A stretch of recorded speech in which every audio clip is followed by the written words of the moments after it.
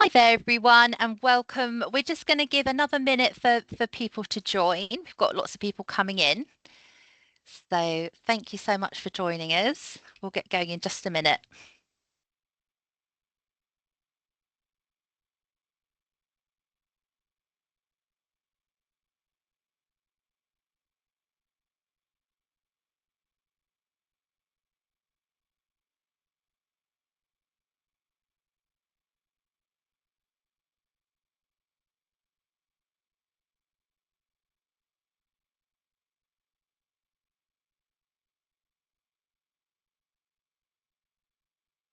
We've got lots to cover today, so I think we will get started. So hello, and a very warm welcome to today's session, which is the second in our CSP Health Equity in Action webinar series, Every Voice Matters, Elevating Patient Experience Through Equity in Physiotherapy.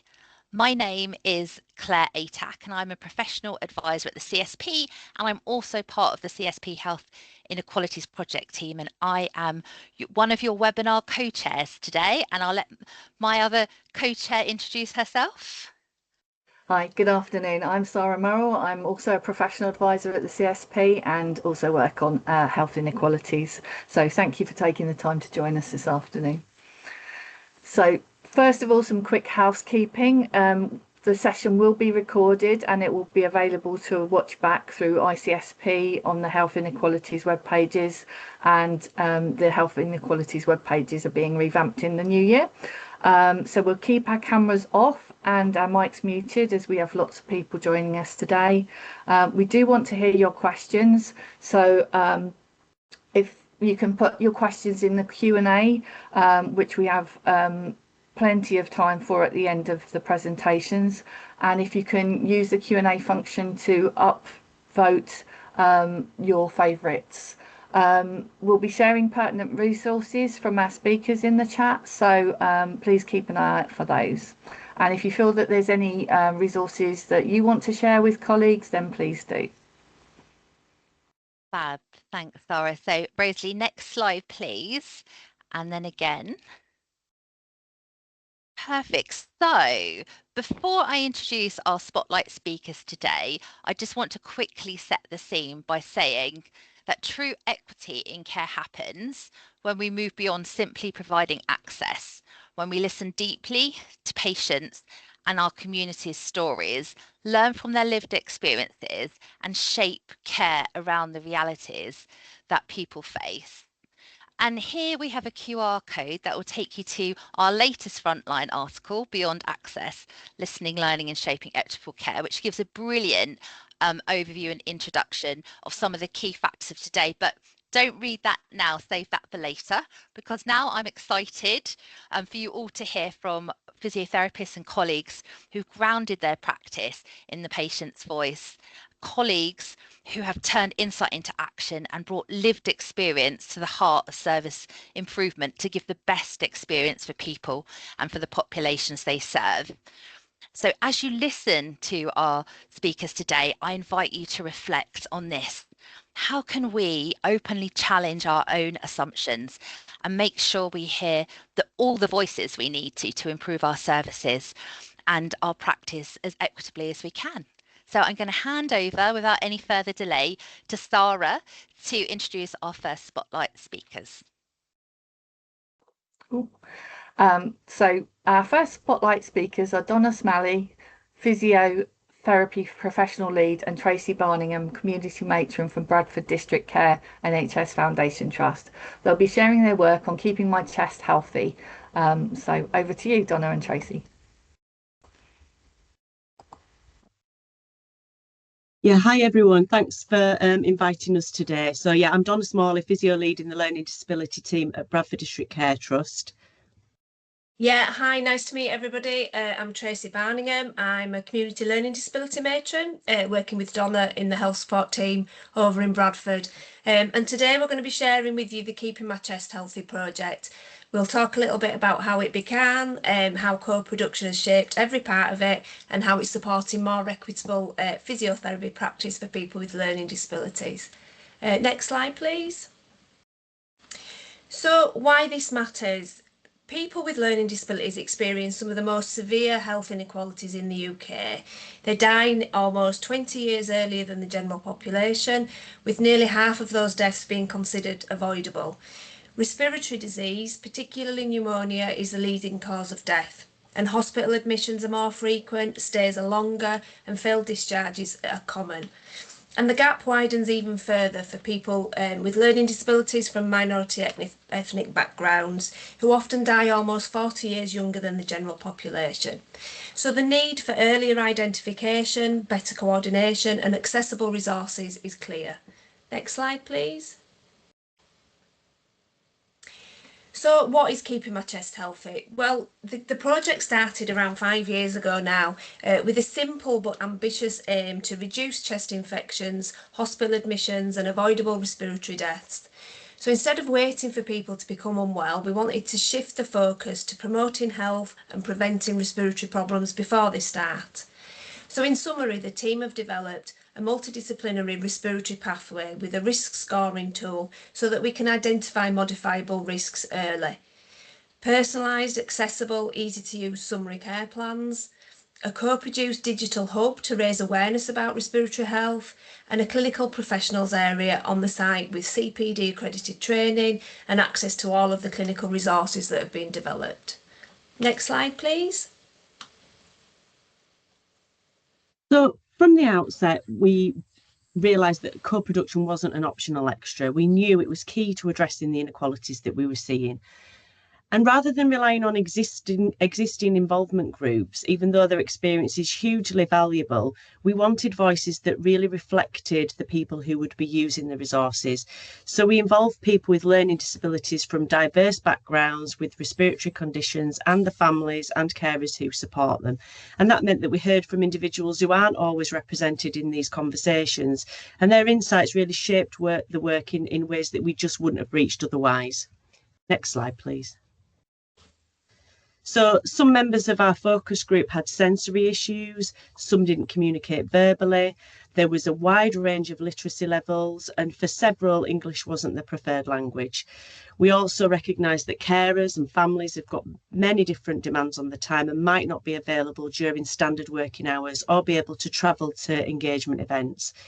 So we quickly realised that to genuinely involve everyone, we needed to work in a variety of ways, and creating accessible and flexible ways for people to contribute quickly became a key part of the work. So we adapted our approach, and we did this by replacing formal meetings with informal, creative engagement spaces. We used small interactive workstations and hands-on activities. And we met people in their own homes, at day services and in community spaces. And this flexible approach meant that every expert by experience could contribute in a way that felt comfortable for them and meaningful and was right for them. Next slide, please.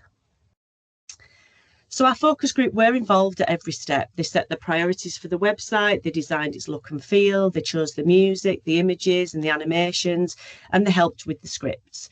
They also starred in the videos and the still images that you'll see across the website. In terms of the guidance resources, the focus group told us they wanted short, simple videos. They said written formats weren't always accessible, and existing online content was often too long, too clinical, and didn't represent the people we support.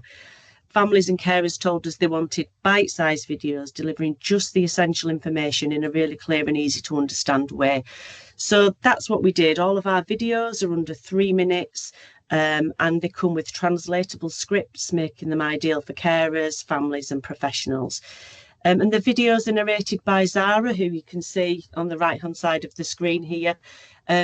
Zara's an avatar, and she was chosen and named by the focus group. But her narration is fully spoken, not just subtitled, and that makes the content accessible regardless of literacy or language. We've currently got the videos available in English and Urdu, but Zara can speak over 70 languages, so adding new languages is a really straightforward and cost-effective process going forward. Next slide, please. So the digital hub now includes a dedicated professionals area, and that contains the training and the pathway tools and all the clinical resources that support the delivery of the model. Next slide, please. So earlier this year, we'd worked with our audit team just to complete a service evaluation, really start to look at the impact of the respiratory pathway. So we looked at people's unplanned respiratory related healthcare use in the 12-month before and compared that with after they were added to the pathway. And we excluded anybody from the evaluation who hadn't yet reached a full year of follow-up, and those people who'd been identified as being at end of life with a prognosis of months. So people with progressive or degenerative conditions were included, and we included people of all ages. So the youngest person was 18 and the oldest was 92, so a really wide age group. And as you can see on the slide here, the results were really encouraging. Across the board, respiratory related health contacts fell by 40% or more. So we had fewer GP appointments, fewer courses of antibiotics prescribed, and fewer A&E attendances. And I think one of the most striking outcomes from the service evaluation was a 76% reduction in the number of hospital admissions for a respiratory cause, which reduced from 29 pre-pathway to 7 afterwards. And we also saw a 92% reduction in hospital bed days for those people who were admitted. Next slide, please. So to understand the financial impact of reducing unplanned care, we also commissioned an economic modelling tool. And as you can see on this slide, we saw some significant savings with an estimated 70% reduction in costs for the 46 people in the pilot in Bradford. Next slide, please. So what have we learned from our experiences of co-production? Well, genuine co-production takes time, far longer than we'd initially anticipated, in fact. And it does come with challenges, but the outcomes are significantly richer as a result.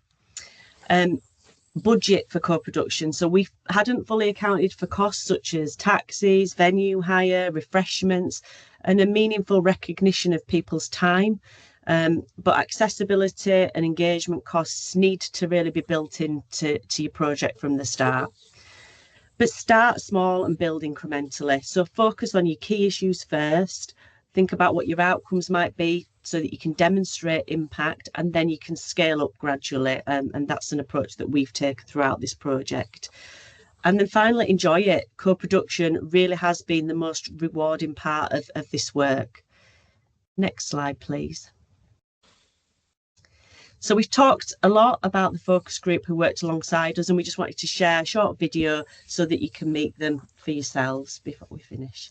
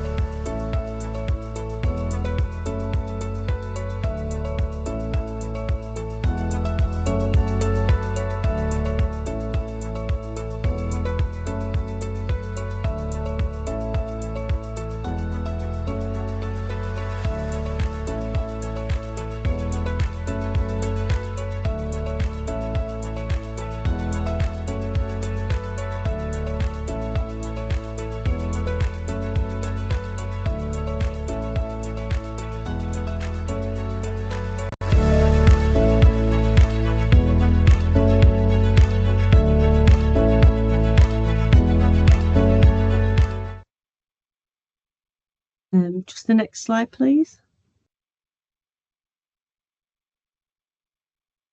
And one more. Those photos are from an Oscars type celebration event we had after filming. So yeah.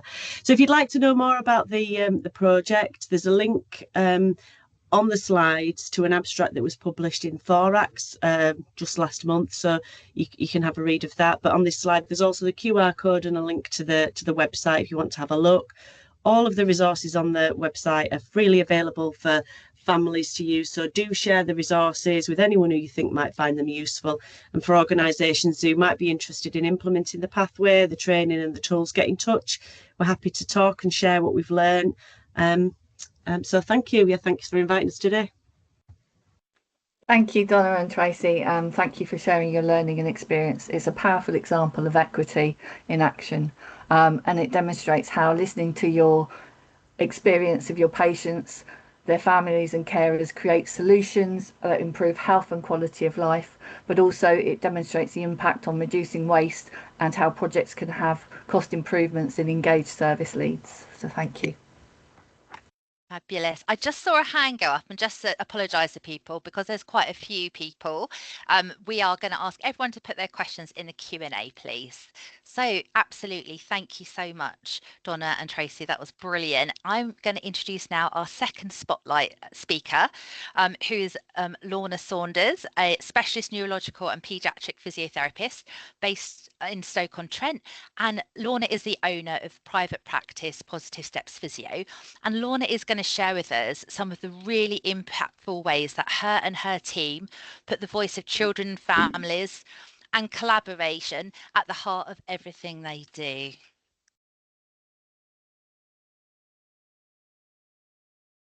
Thank you very much. So yeah, I am Lauren Saunders and I own Positive Steps Physiotherapy. So next slide, please, and I'll give you a little bit of background about who we are. So Positive Steps was established in 2017 after I'd worked for many years in the NHS and then also worked alongside another private company. We're now a team of 8. We're 4 physios, 3 physio assistants and our fabulous business coordinator. We are a paediatric and adult neuro rehab physio company, and we've got an amazing fully accessible clinic that offers individual sessions, classes. We work in schools, nurseries, care homes, and we also run a hydrotherapy session twice a week at a local college, which I'm really proud to say we've ran successfully for the last 2 years. Our purpose, our why, our very reason for existing is to give our clients the freedom to move better and do what they love doing. And my whole team are so passionate about trying to make life easier and more enjoyable for the children, the families and the staff that we work with. Next slide, please. So an overview of what I'm going to cover today. I'm going to look at our work to reduce health inequalities. I'm going to look at the importance of collaboration, how you can develop your practice, the importance of enabling informed choice, and then give some top tips. Next slide, please. So part of our work is community engagement. We find out what is happening in our local community and we get involved. We work alongside Poplar's Riding School local to us to make sure that our clients can access it. We work with an amazing boxing gym, a charity that is Impact Boxing, that gives access to clients with brain injuries and clients that have had strokes, and we support them in the work that they do. We open our doors up to local youth organisations, so you can see a local Beaver group here that we're doing their disability awareness badge, and we help them to complete that. And then we also work along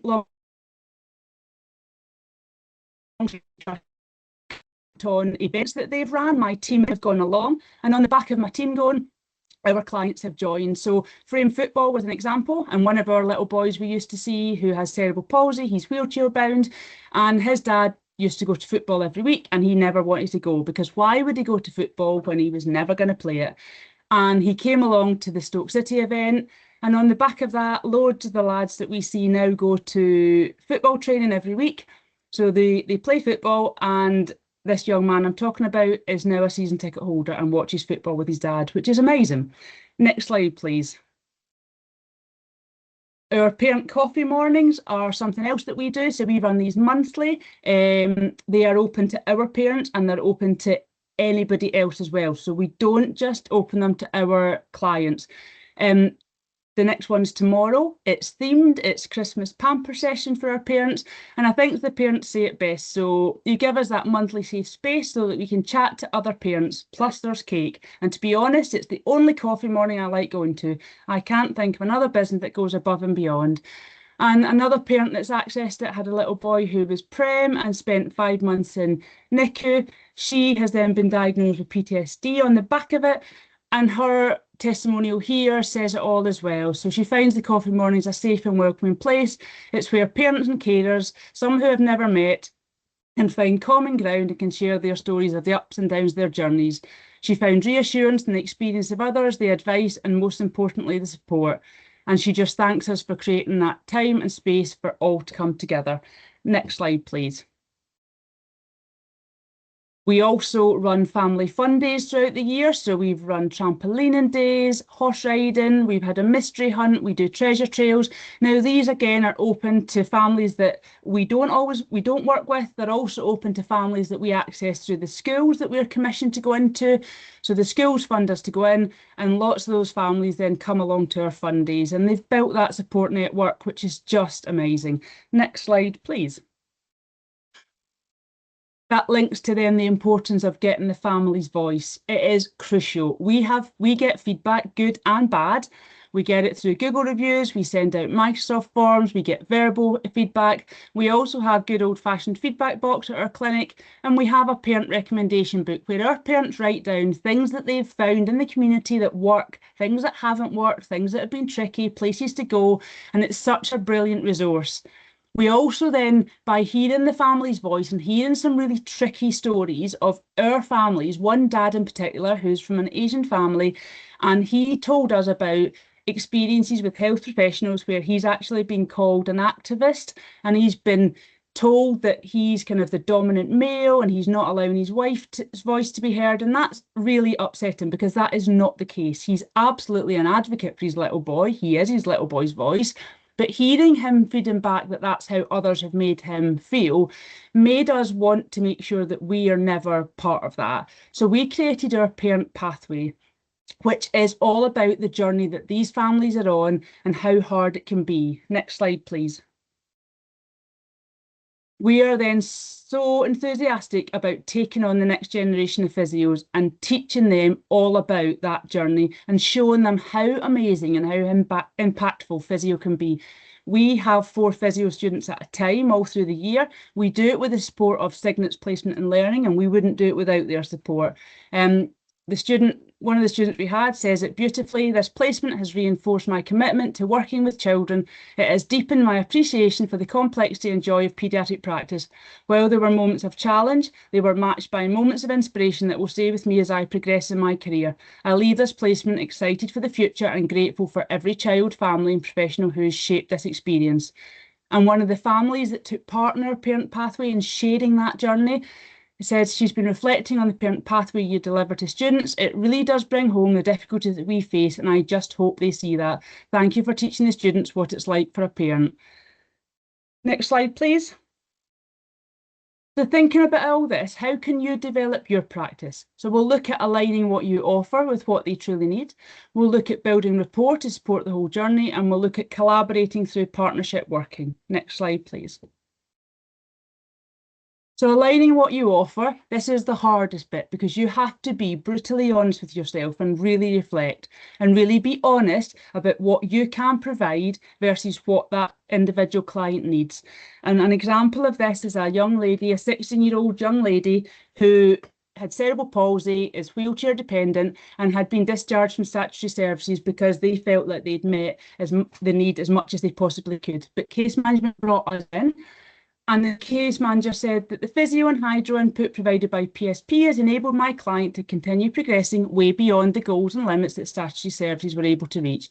Not only have PSP enabled my client to reach beyond her statutory rehab limits, but they've also promoted mobility by reducing stiffness, enabling continued transfers at a time when mobility may have diminished to a point that my client would have become entirely reliant on hoists.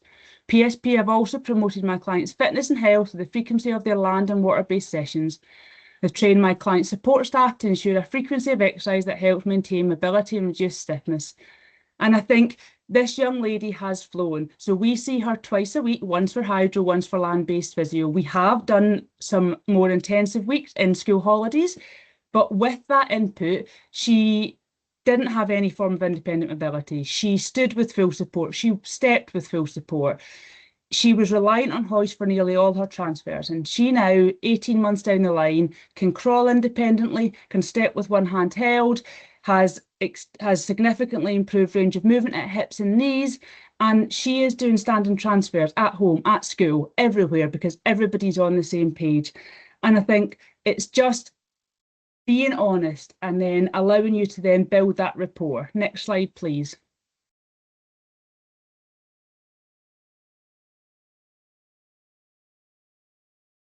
So by being really honest and transparent, we we then work to support our clients in accessing the services that they also can get from the statutory services. So I say you build that report and you look at the whole journey. You be a positive part of their journey, like we were talking with the students.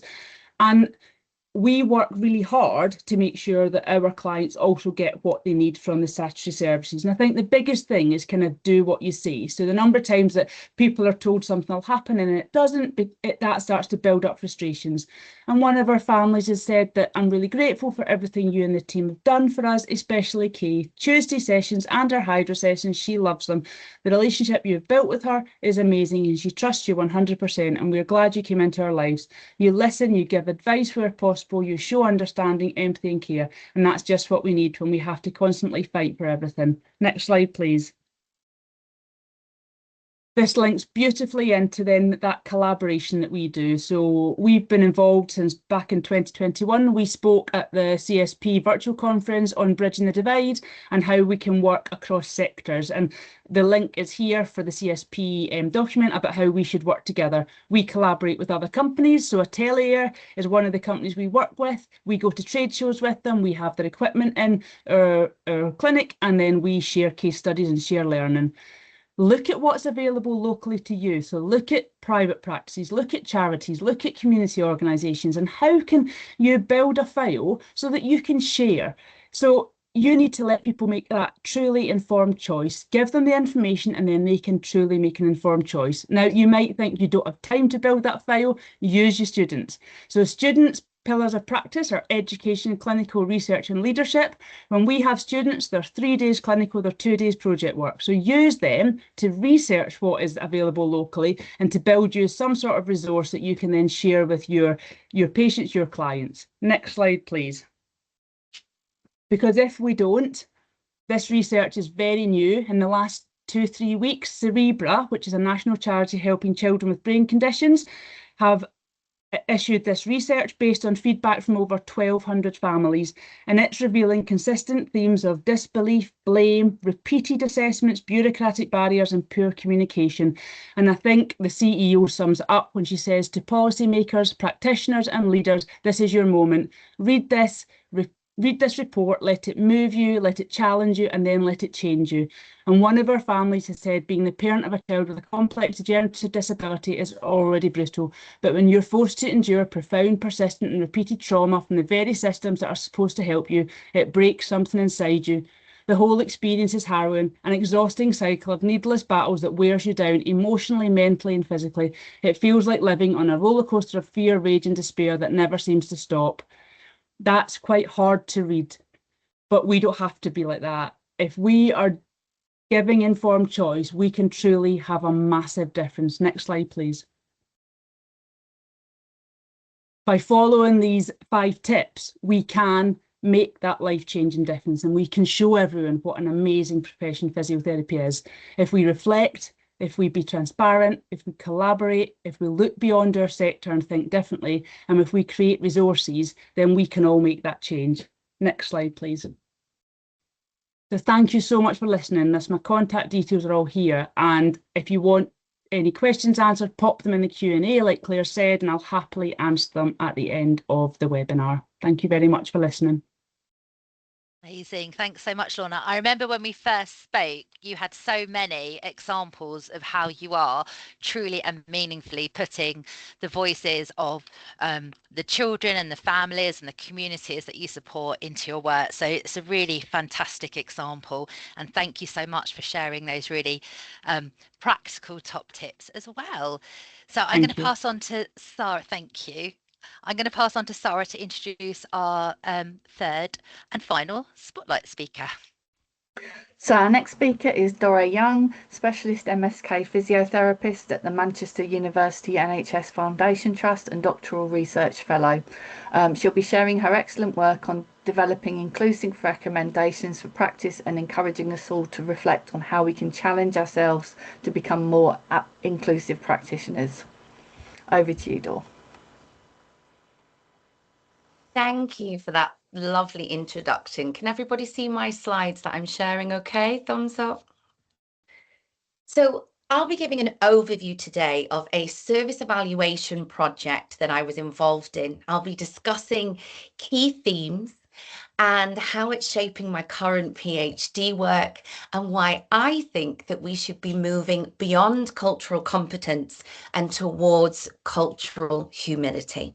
So why does this work matter?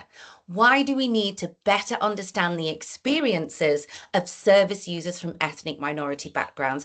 And I'd love to hear some thoughts from you guys in the chat.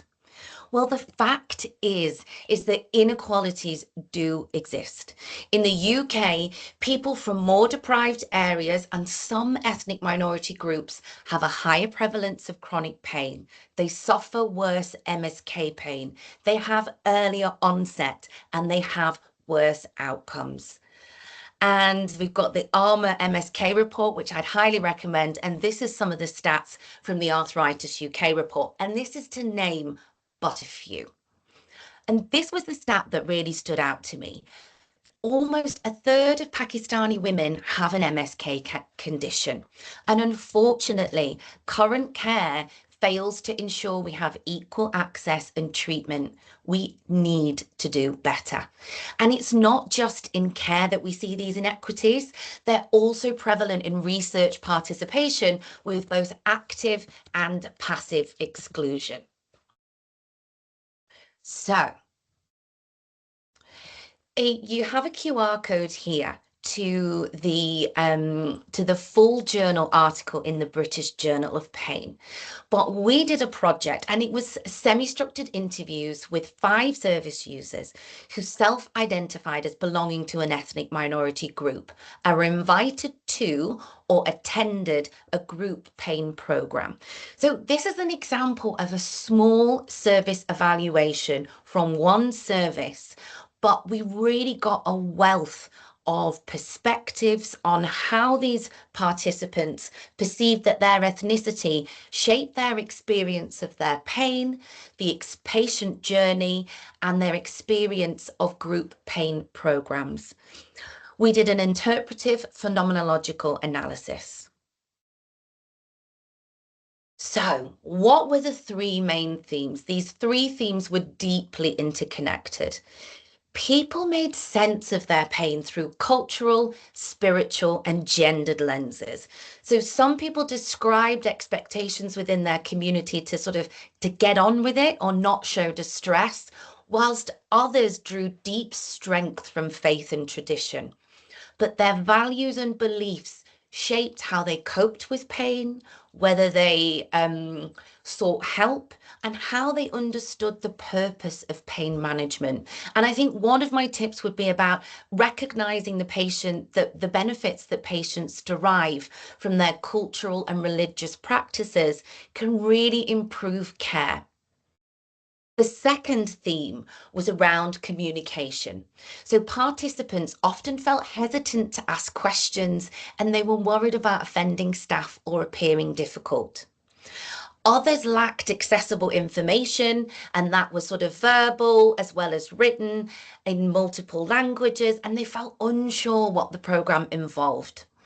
Now, I'd really like to emphasize this point. It came up in this project, and as I work through the literature as part of my PhD, it consistently comes up in the wider body of literature. Participants wanted their ethnicity and culture to be discussed in assessment and treatment.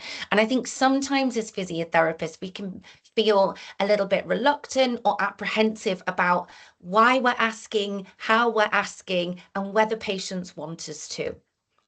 Now, the invitation to join a group pain program was experienced through layers of power, trust, and past experiences of healthcare. And those last 2 presentations really re-emphasize this, I think. And it really feeds into this need for us to create safe and inclusive physiotherapy spaces. But inclusion wasn't automatic. It had to be cultivated. People felt more comfortable when facilitators were warm, relational, and able to adapt their explanations. And there's some wonderful examples of co-produced pain metaphors that are much more meaningful for our patients. Now, on the other hand, being the only minority in the room, or as it was coined in this interview, or not sharing a cultural or emotional language, made some participants feel disconnected or on the outside, and they wanted to see more diverse attendees and facilitators. And really linking in with the co-production work for the last two presentations, feeling that their opinions were valued and important was of the utmost importance to this group. And I can't emphasize enough how important it is to follow up non-attenders. So I kind of feel really together these themes highlight that patient experience is shaped just as much by culture, faith, identity, and communication as the pain is itself. And it really points towards the need for greater cultural humility in healthcare as a whole and physiotherapy. So when we think about this, we tend to think about cultural competence, and that's because that's often referred to in healthcare systems, isn't it? It's often referred to in the training that we receive. But I want you to kind of look at these definitions on the slide. I mean, firstly, it's full of jargon and organizational language. How meaningful is this to most of us, and how meaningful would this be to our patients? So it was introduced in the 1980s, and I certainly don't see the patients at the heart of this. Now, I'm quite critical of this model. I think it serves a purpose, and I recognize when we look at it in the literature, it's often referred cultural competence as more of an umbrella term. But really, I think what it does is it positions the clinician as expert and the patient as other, and that reinforces those power imbalances, and it's that sort of fix the other mindset rather than working together under mutual understanding. There's an emphasis on this learning about, and I think we have to be really mindful here as physiotherapists for not stereotyping and not making assumptions or essentializing identities when we're looking at cultural competence frameworks. I think as well, when we're thinking about the training, we run a real risk here of a tick box exercise, so that when we do the competence training and then somehow we have sufficient knowledge to completely understand somebody else's values, beliefs, and perceptions, this could be really offensive. Now, we know that clinicians, our identities, our values, our assumptions, our experiences, and our unconscious biases really shape the interactions with our patients, our colleagues, other academics, and that isn't considered in these models. It doesn't think about context or intersectionality, and it doesn't look at it through a systems lens. I've been really pleased to see that, over the years, there's been a big shift from the true sort of knowledge acquisition models to more critical and reflective practice. And we'll see like lots of different terms, don't we, come up in the literature. So culturally informed, culturally sensitive, culturally grounded, and cultural humility. Now, as a whole, I don't mind the fact that there's so many terms if we're using it as a reason to reflect on what we're doing and think about what term matches the work that we're doing. But it's confusing, isn't it? It's certainly confusing when you're doing a PhD, let me tell you. But I'm hoping that this is the shift we can make today. Rather than I've done the training, therefore I'm competent, and towards lifelong practice. So cultural humility is a lifelong process of self-reflection and self-critique. Yes, it involves learning about others, but first it starts with examining our own identities, our beliefs, our values, our experiences and assumptions. How does where we come from in terms of perhaps our culture or where we trained or where we work or our experience, how does that shape what we're bringing to physiotherapy? It's much more than being aware. It's noticing what we default to and deliberately stepping back to take a look. So self, this is us doing the often quite difficult and uncomfortable work. It's asking ourselves, what am I bringing to the table here that might be unhelpful? What am I assuming about this person's pain, language, family role, motivation, or what good engagement looks like. It's about thinking about our values, our biases, our assumptions, and being curious towards our blind spots. And really importantly, it's about being willing to be corrected. Now, we know, don't we, that healthcare is full of power imbalances, even when we're doing our best. Cultural humility is beyond shared decision making. It's asking ourselves, how do I share power here? Reciprocity. So this is the move from doing to or doing for to doing with.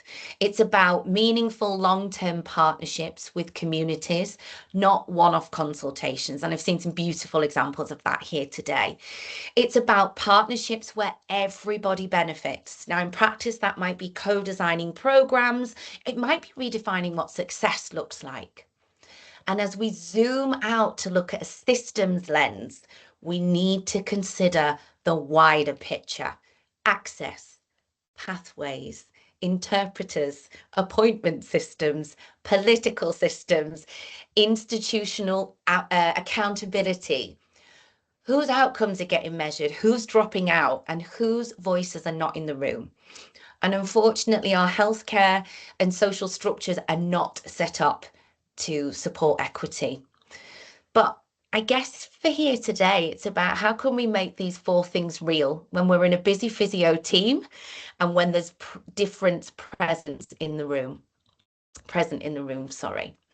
So I've come up just to finish with a few tips, and these are shaped by our service evaluation, my PhD work, and those 4 elements of cultural humility.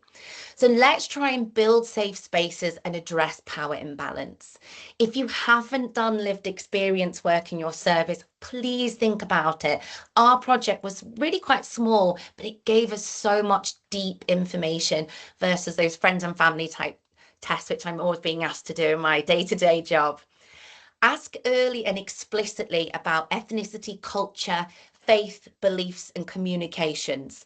It shouldn't be an uncomfortable or optional conversation. It shows respect, curiosity, and avoids assumptions.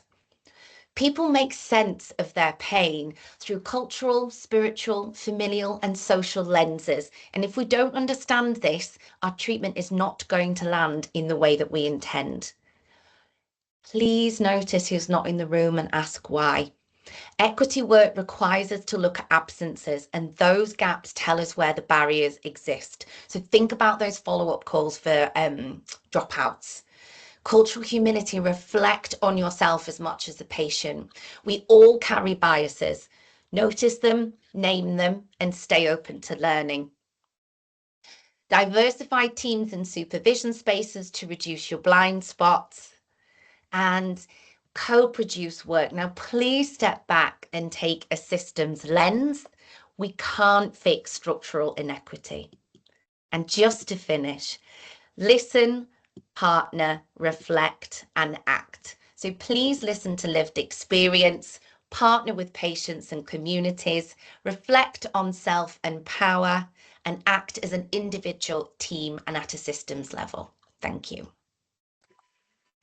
Thank you, Doreen. That's for sharing a really powerful message about how we can be more adaptive and challenge our own assumptions. And there's a vital sharing starting point for us to be culturally competent. So thank you very much for joining us. Brilliant, thank you. And thanks so much. So I am going to ask all of our speakers to pop their cameras on, and we're going to have about 10 minutes or so for some Q&A, and we've got some great questions already in the chat. But anyone else who'd like to add their questions, then please do add them to the Q&A function, and we'll get through as many as we can.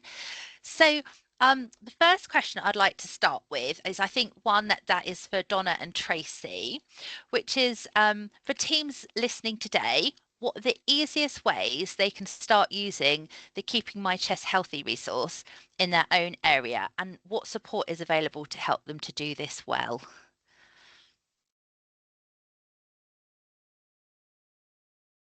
Well, as we said, the Keeping My Chest Healthy resources are freely accessible for you to access, so you can share those within your own areas.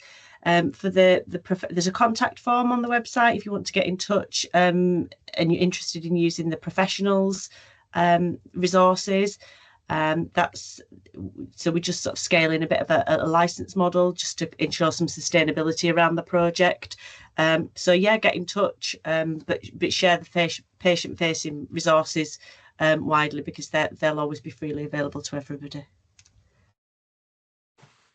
Brilliant. Thanks so much.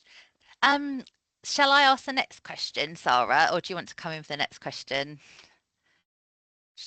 If you can do it, Claire, because for some reason the Q&A is not coming up on my okay, no problem, screen. No problem. You've got to love Thanks. Teams, right? So we have a question. So somebody has said, and it's Jess Pawson, whose PhD project we're going to tell you very briefly about in a minute. She said, amazing projects, thank you. How have you funded the community engagement work and encouraged managers that these activities are helpful in supporting care pathways overall when pressures and waiting lists are high? So a big question and a brilliant question. Who'd like to go first? I don't mind going first, actually. As I the phase that I'm at in my PhD, this is exactly what's going on at the moment for me. So, and it is really difficult. So certainly previously in the sort of research design services, there were pockets of funding for PPIE, and that actually has gone. There are pockets that do come up for service evaluation and public and patient involvement and engagement work. So there's the NIHR primary care funding, and I think that you don't actually have to be doing a research. It can be for service evaluation and improvement. But also I think it's really worth approaching the trust. They do, often the NHS trust will provide support in terms of room use, but it's of course valuing that recognition of people's time. So that's often where we want to apply for that additional funding. Thanks so much. And yes, please. Sorry, Thanks, Tracy. to jump in. Sorry, Claire. Perfect. Yeah, I was just going to say, I mean, obviously our project's been sort of over 5 years now, really, for us to get to the point where we are now.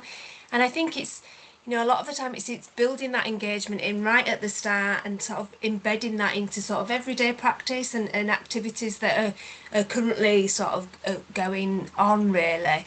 I think case studies and feedback often, help make a really powerful sort of story and allow you to sort of access small pots of funding that you can then use incrementally to build that bigger picture. But I think, like Donna said when we were sharing our presentation, it really is about starting small, kind of evidencing the impact of that and building incrementally, really. And from my point of view as well, I'm in a very different situation, but it's about seeing what you can do with your current resources and not kind of always feeling like, oh, I can't do that because I haven't got funding. That's what I'm saying. Use your students to find out what else is out there that you might not be able to access, and you might have to say, look, we can't access this, but it is out there, and just share that information. Like, never be frightened to share what is out there in your community that people can access, because they don't know. So kind of make it your job to find out, and then you can tell them, and then that's the only way they can make a truly informed choice. Fab advice. Great. Thank you. So Kat said, brilliant presentation, thank you. You strongly demonstrated the need for true and meaningful co-production. Any tips for how people could start small within the constraints of resource and budget, etc.?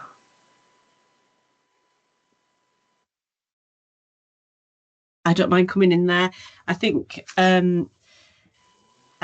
starting small is the key, and building evaluation right from the very start. So you've got some outcomes to demonstrate the impact of kind of what you're doing. It's much harder to do that retrospectively. So if you build that in from the start, you can demonstrate the value of the work that you're doing, and then build incrementally on that. And I guess, not looking at the whole picture. Once what little thing, what part of that program can you start with, and then build from there. Thank you. I would add as well with that is I found that there may well be some local partnership organisations. So at the beginning of my co-production work for my PhD, I have been working with somebody called Vocal. Now they're actually in Manchester, but they, you know, part of their role is to partner people with other people with lived experience. So it may well be that right at the beginning, you can capture some of those small amounts of data or get those sort of patient stories earlier on through partnership organisations. Yeah, definitely agree. And I think it's just worth saying that ICB's relatively recently had pockets of funding for sort of health inequalities work as well. So it's probably worth people thinking about exploring those in their locality. Fabulous. So we have a question now, I think, specifically for you, Lorna. So it says, Lorna, this was such a powerful presentation. What are your top tips for working with other community services around the child, including activity groups and charities? I think it's just research what's around you, and then reach out. So, you know, a lot of our marketing is through social media, and we follow what others are doing. We find out what's out there. We've used our students to go and find out. We've sent them out to find out what's out there. And then we just approach them. We just contact them and say, can we come along? And we go along. And if you can't go along, like I say, I've sent students to events before to represent us and find out information and make those links. And then, like you say, you know, the youth organisations, again, it's just make yourself known and what you do and who you are, and invite them in. I think it is just, unless you know what's out there, and like you say, you might not have the time to do it yourself, but use your students to find out what's out there and just get involved. And like you say, start to build those relationships and start that communication. Brilliant, thank you. I don't know if anyone else has got any more tips, top tips about working with community groups or community services to share. If not, we'll move on to the next question.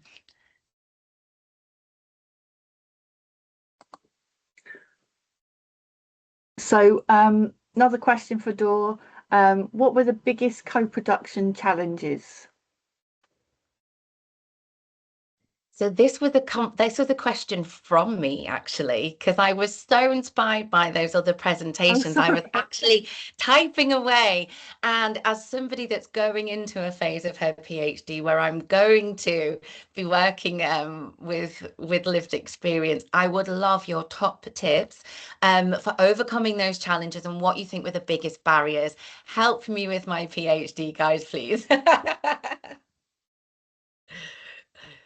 I think for us, we wanted this to be genuine shared decision making and genuine co-production, not tokenistic. So we really needed to think outside the box, think really creatively around ways to involve people that wouldn't necessarily be able to complete a feedback form or wouldn't want to join an engagement session or a group, wouldn't be the type of person that would volunteer to share their views. But you know, so it was really taking the time to kind of step back and step into the shoes of the people that we wanted to hear the voices of, and think how best to hear their voices. And it's not a one size fits all. We couldn't just, you know, send out one feedback form. We had to think creatively for lots of, and it just took a lot more time than we thought, really. And it required a bit of a team approach as well, didn't it, Tracy? We needed the support of our, support workers to kind of encourage and invite people in, and things such as lifts and, you know, making people feel welcome when they arrived, you know. So it was a real team approach, wasn't it? It was, and I think it was definitely the time element of it was definitely the biggest challenge, because I think when you're working to deadlines, it was a priority for us that it was co-produced, and it was genuinely the best part of of the work and continues to be, but it is something that always takes a lot longer than you anticipate, I would say. Excellent. You'll see me next time with a few more grey hairs. Fab. Thank you so much. We've got time, I think, for one more, hopefully quick question. Apologies, Dor, if it's not, because it's a quick question, hopefully for you. So, Dor, you talked about asking curious questions to support cultural humility. Do you have some examples off the cuff of powerful, curious questions that have supported you with your practice? Yeah, so I think one of the nice ways to start is to think about your positionality. So when you are doing a research project, you think about your positionality, don't you? But actually, you can step outside and think about that in terms of your clinical practice. So things like, what are my values? What is my background? Where did I train? And how might this shape how I come to the conversations with my patients? Where do I hold the power? And it's noticing your reactions. So if you're having a difficult conversation with a patient or colleague and you feel yourself kind of maybe getting a little bit triggered, reflecting on that, like, what was that made me feel uncomfortable? Now, it's really difficult as well, isn't it? Because it's a lot about blind spots, but trying to think where your blind spots are and getting that feedback from colleagues as well can be really, really helpful. And thinking about, whose voices are you hearing and whose voices are you not hearing? I would really think about who's not in the room as well as who is in the room. I think that would be a good place to start. Amazing. Thank you so much. So, Rosie, I'm going to get you to pop the slides back up and hand over to Sarah. Okay, so there's currently a study led by Jess Pawson, and if we can encourage people to click on the QR code to complete the survey to help us understand what physiotherapists are already doing to support underserved groups. Fabulous. And just to say, the links are also going to be in the chat if you don't like QR codes. Next slide, please, Rosalie. Fabulous. So Okay, just, sorry, go on. Sarah.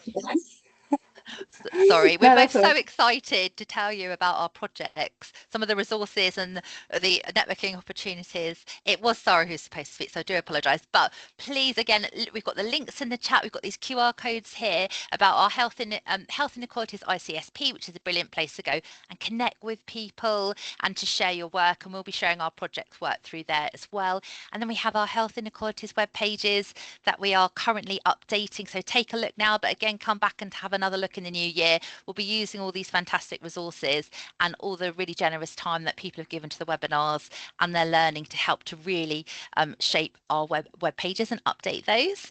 Next slide. Thank you. So just to say, as we said at the beginning, this is a series of webinars. And our next webinar is on Thursday, the 5th of February. There is the QR code there. The link is also in the chat. So please do sign up for that. This webinar will be focusing really on bringing together everything that we've done so far, looking at how equity work can improve outcomes for physiotherapy. So we'll be looking at how it can improve outcomes for patients, for services, but also the really positive impact that it's had on physiotherapists undertaking this work. And then our final slide, please, Rosalie. We really want these webinars to work for you as members. So I would really be so grateful, and we'd be so grateful as a team if you would click the QR code or the link and give us some feedback. We've got a very quick, hopefully 2 or 3 minute survey to fill out, but we would absolutely love to get these as good as possible for you. And so my last thing to say is just a huge thank you. Thank you so much to all of our speakers, to Tracy, to Donna, to Lorna and to Dore. You've been absolutely amazing. Thank you so much for sharing your brilliant work. And thank you so much for everybody for coming along and engaging today. And thank you so much for our CSP behind the scenes crew as well. So that's to Helen Sharma, to Kat Lawrence and to Rosalie Bevan. Thank you so much. I will end the webinar there. Take care, everyone. Thanks, everyone.